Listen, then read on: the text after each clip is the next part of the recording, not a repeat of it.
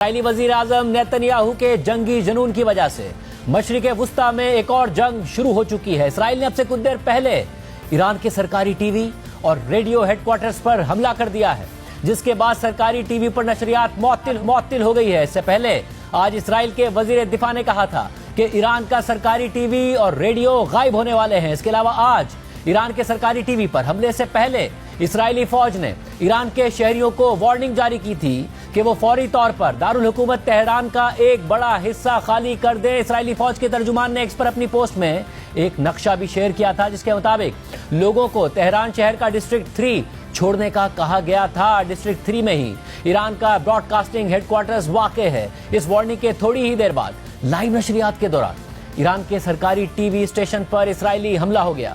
آپ اس وقت اپنی اسکرین پر دیکھ سکتے ہیں کہ ایران کے نیشنل براڈ کاسٹر کو اسرائیل نے ٹارگٹ کیا ہے، اور اس وقت عمارت سے دھواں اٹھتا ہوا آپ کو نظر آ رہا ہے۔ یہ وہی جس کو اسرائیل کی طرف سے ٹارگٹ کیا گیا ہے۔ آپ اس وقت اپنی اسکرین پر تباہی کے مناظر دیکھ سکتے ہیں کہ زمین پر صفحات بکھرے ہوئے ہیں، آگ لگی ہوئی ہے اور ہر طرف دھواں ہی دھواں ہے۔ جب یہ حملہ ہوا تو ایرانی چینل پر نیوز کاسٹر خبر دے رہی تھیں۔ دھماکے کے مناظر دیکھیے۔ آنچه که ملاحظه کردید، صدایی که شنیدید، فضای غبارآلوده استدیو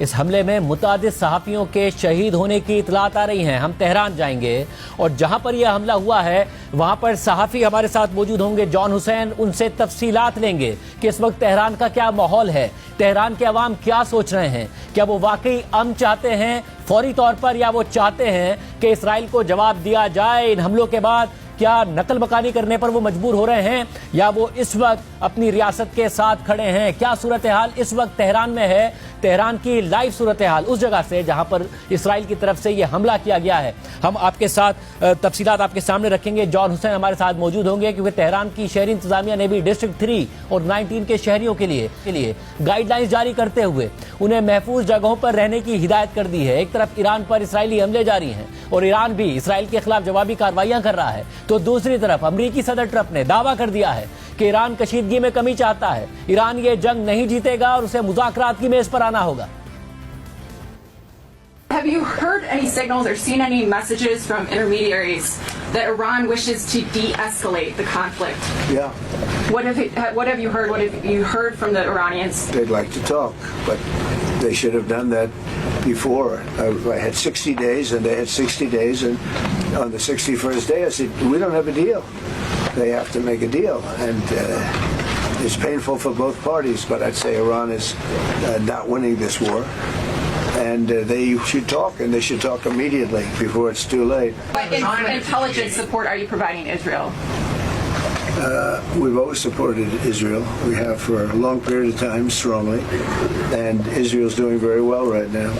واضح رہے کہ 13 جون کو ایران پر اسرائیل کے غیر معمولی حملوں کے بعد سے دونوں ممالک کے درمیان فضائی اور میزائل حملوں کا سلسلہ جاری ہے۔ اسرائیلی حملوں کے بعد ایران نے بیلسٹک میزائلز اور ڈرونز کے ذریعے اسرائیل کے تل ابیب اور حیفا سمیت دیگر شہروں کو نشانہ بنایا۔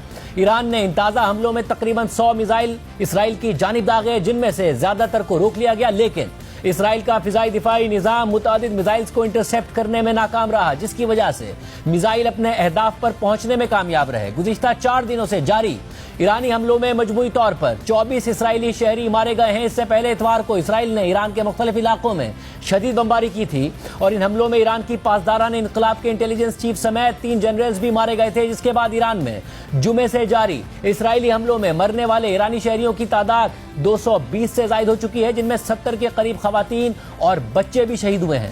CNN کے مطابق کل رات کے حملوں میں ایران نے حیفا میں اسرائیل کی ایک آئل ریفائنری پر حملہ کیا اور بجلی کے نظام کو نقصان پہنچایا۔ میزائل گرنے کے بعد اسرائیل میں دھماکوں کی آوازیں سنی گئیں اور کئی رہائشی عمارتیں متاثر ہوئی ہیں۔ اسی طرح حملوں سے تل ابیب میں امریکی سفارت خانے کی عمارت کو بھی معمولی نقصان پہنچا ہے۔ بین الاقوامی چینلز نے اسرائیل پر حملے رپورٹ کیے اور گرنے والے میزائل بھی دکھائے۔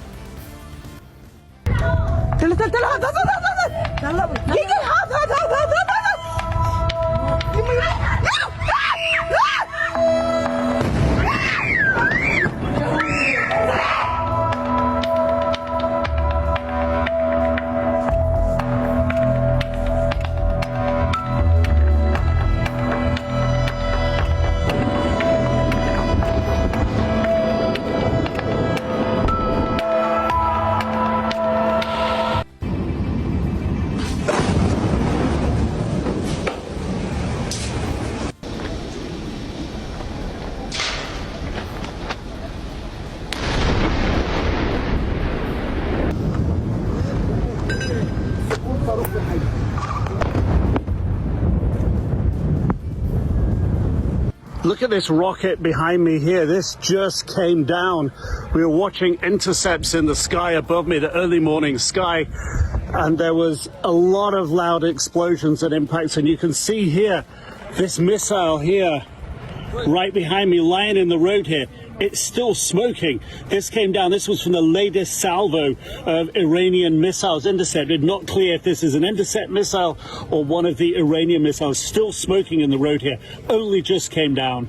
BBC और CNN ने इसराइल के इलाके बतियाम और दीगर शहरों में होने वाले ईरानी मिसाइली हमलों के नुकसानात पर रिपोर्ट्स दिखाई। CNN के रिपोर्टर निक रॉबर्टसन ने इसराइली पुलिस एहलकार से पूछा कि इतने सारे दिफाई निजाम के बावजूद मिसाइल इसराइल के अंदर कैसे पहुंचे।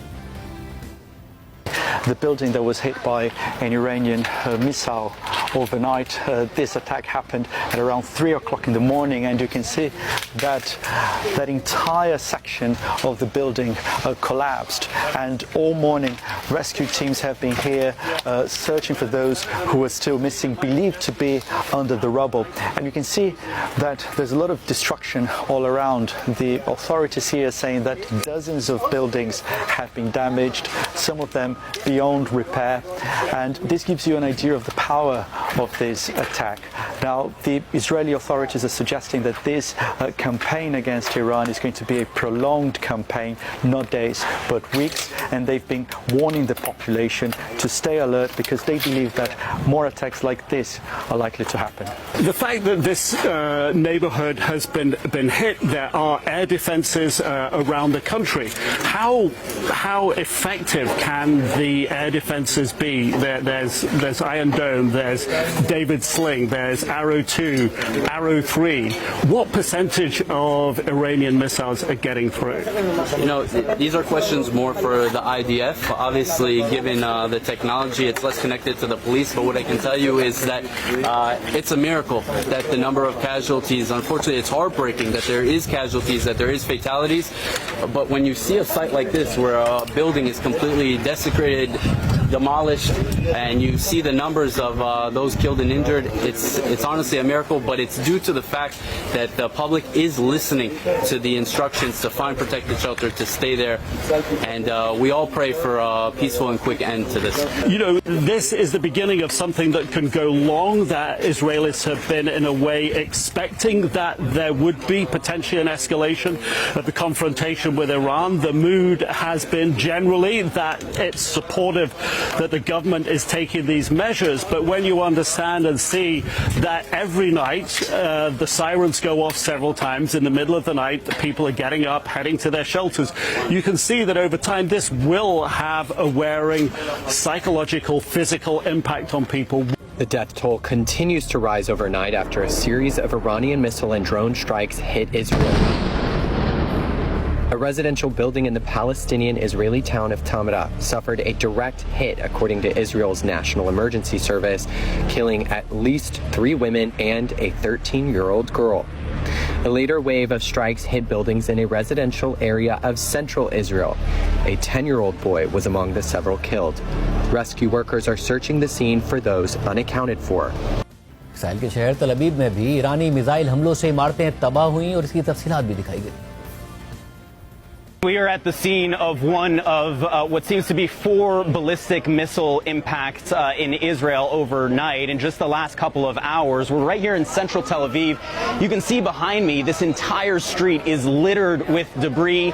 Rescue personnel, military personnel are here on the streets searching through the rubble, also going apartment to apartment to make sure that nobody is trapped. We spoke to one woman earlier today who was indeed trapped in her apartment as a result of the power of this blast that was felt by people for several blocks away. In fact, it took us a minute to actually find where the epicenter of this attack actually was because there was debris for so many blocks before this. As far as we understand it, one of these residential buildings behind me, you can't quite make it out from here, but it has partially collapsed. At least 10 people have been taken to hospital, but there is still a surge search ongoing to see whether or not there are any other victims that have yet to be actually recovered. We also know at this hour that overnight there were powerful blasts in Haifa as well, that northern Israeli city, very close to a power plant there. And then just to the northeast of the city of Tel Aviv, where we are right now, in Petah Tikva, another residential building that was struck. The Magen David Adom, Israel's rescue services, say that at least 67 casualties have been reported at this hour from 4 different sites. And you can see this is still very much an active scene around us, with people arriving to try and assess the damage from their homes, trying to get inside their homes. इसी तरह Iran पर होने वाले Israeli हमलों की सूरत हाल को भी media में रिपोर्ट किया जा रहा है।